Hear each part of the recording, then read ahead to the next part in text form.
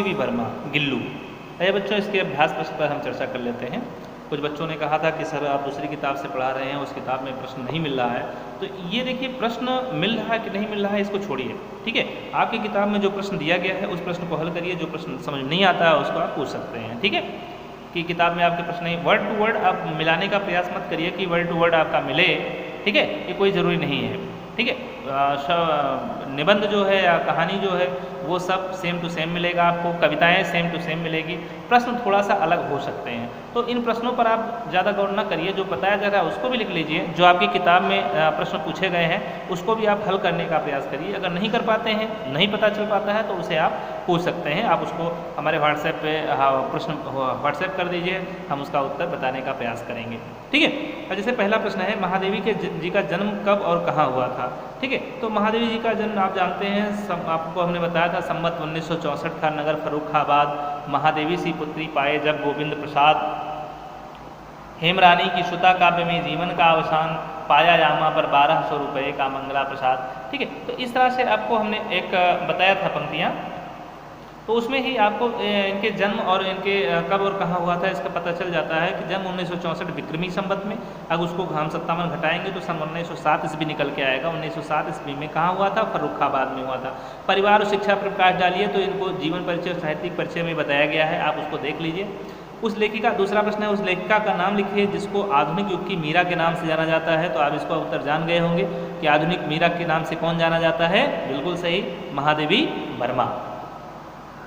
हम अगला प्रश्न देखते हैं, महादेवी वर्मा के जीवन परिचय और कृतित्व पर प्रकाश डालिए। तो इनके जीवन परिचय को आपने जो लिखा हुआ है, यह प्रश्न उसका उत्तर वही है, वहीं से उत्तर इसका निकलेगा।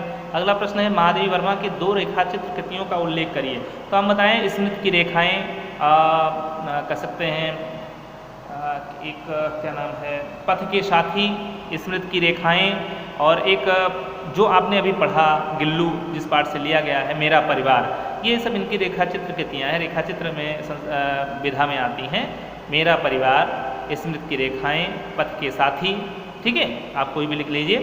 अगला प्रश्न है, गिल्लू शीर्षक पाठ महादेवी वर्मा की किस कृति से संकलित है? अभी उत्तर हमने इसका भी यहीं बता दिया ऊपर वाले प्रश्न में, चौथे में ही, कि गिल्लू शीर्षक पाठ महादेवी वर्मा के मेरा परिवार नामक रेखाचित्र में संकलित किया गया है।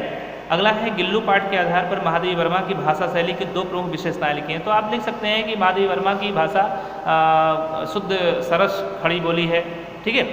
इनमें जो है क्या कह सकते हैं कि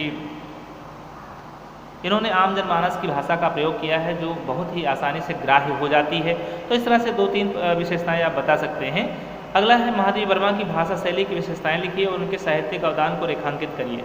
तो आप जानते हैं, इसको भी बताया जा चुका है आपको, उनकी भाषा शैली और इनके साहित्यिक परिचय के विषय में, साहित्यिक सेवाओं के विषय में बताया जा चुका है कि इन्होंने रेखाचित्र संस्करण में सबसे अधिक लेखनी चलाई अपनी, बहुत सी चीज़ें बताई गई हैं। आप इनके साहित्यिक परिचय, इनके जीवन परिचय वाले वीडियो को देख लीजिए।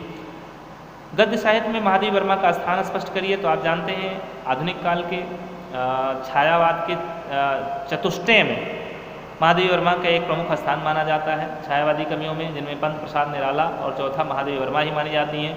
छायावाद के अगर जयशंकर प्रसाद ब्रह्मा हैं, निराला शंकर हैं, और पंत सुमित्रानंदन पंत जो हैं वो विष्णु का अवतार माने गए, तो वहीं पर महादेवी वर्मा शक्ति का अवतार मानी गई जयशंकर छायावादी युग में, ठीक है। छायावाद की एक शीर्ष स्तंभ के रूप में महादेवी वर्मा को ख्याति प्राप्त है, मानी जाती हैं। आइए रेखांकित प्रश्नों की व्याख्या की बात करें। तो ये जो पहला प्रश्न है आपका, यह काकभुसुंडी बड़ा विचित्र प्राणी है, पक्षी है, एक साथ समादरित है, अनादरित, सम्मानित, अति अवमानित, इसको आपको लिखना है, ठीक है। ये प्रश्न, इसमें देखिए 4 प्रश्न आपको दिए गए हैं, 5 प्रश्न दिए गए हैं। इस तरह से इनमें से इसी को ढूंढना है, इसको लिखना है, और ये तीसरा आपको करना है। गिलहरियों के जीवन की अवधि कितने वर्ष होती है? 2 वर्ष होती है, अधिक नहीं होती, ठीक है। ये चीज़ लिखना है। इसमें भी 5 प्रश्न पूछे गए हैं, इनका उत्तर आपको ढूंढकर इसी में से आपको इसको भी लिखना है। व्याकरण की बात करें, भाषा और व्याकरण की अगर हम बात करें अभ्यास प्रश्न में, तो लिखा है, निम्नलिखित में प्रयुक्त उपसर्ग और प्रत्यय पर ध्यान दीजिए, विचार कीजिए इनसे अर्थ में क्या परिवर्तन होता है।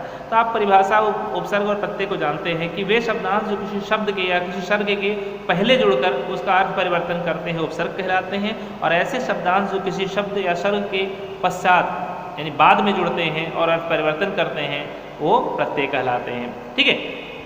देखिए सम धनमान, अवधनमान, ठीक है, उपसर्ग लगा हुआ है यहाँ पर, आगे लगा हुआ है। तीन अन्य इसी प्रकार के 3 अन्य शब्दों के उदाहरण दीजिए। तो आप इसको खोज लीजिए इनमें से, और उपसर्ग और प्रत्यय के हरितिमा, हरित धन इमा, हरित धन इमा, दूरस्थ, ठीक है, स्वर्ण इम, इस तरह से आप प्रत्यय ढूंढ लीजिए। वाक्य विश्लेषण कीजिए कि निकट जाकर देखा गिलहरी का छोटा सा बच्चा है जो संभवतः घोंसले से गिर पड़ा है, और अब कौवे जिसमें सुलभ आहार खोज रहे हैं। यहाँ पर सुलभ आहार यही समझाने का प्रयास कर, तो वाक्य विश्लेषण करने का बात कह रहा है। इसका वाक्य का विश्लेषण करिए।